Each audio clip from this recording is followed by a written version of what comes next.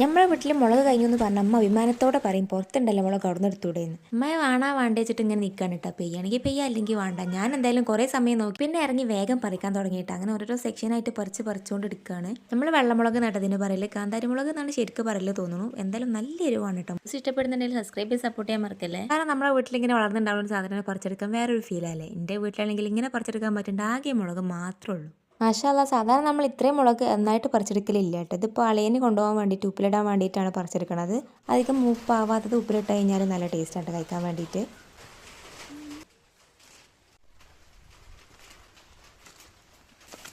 Video എടുപ്പ് മുളക് പിടിക്കലും എടുക്കലും കൂടെ നടക്കാത്തതുകൊണ്ട് അങ്ങനെ എടുത്തിട്ട് ഒരു പാത്രത്തേക്ക് മാറ്റിയിട്ടുണ്ടായിരുന്നു. ഇനിയിപ്പോൾ ആ ഒരു സെക്ഷൻ കഴിഞ്ഞു. ഇനി പഴുത്തത് മാത്രം ഞാനവിടെ വെച്ചിട്ടുണ്ടായിരുന്നു. ആണെങ്കിൽ പഴുത്തത് വെച്ചിട്ട് അച്ചാറിടാന്ന് പറഞ്ഞിട്ട് അങ്ങനെ മാറ്റി വെച്ചേക്കാണ്. അങ്ങനെ ഞാൻ പഴുത്ത് കൊണ്ടുപോയി കൊടുത്തിട്ട് പച്ച മാത്രം മൺചട്ടിയൊക്കെ എടുത്ത് വീഡിയോ എടുത്തപ്പോൾ ഇമ്മ സാധനം അരിഞ്ഞിട്ട് അച്ചാർ കൂട്ടിയിട്ടുണ്ട്.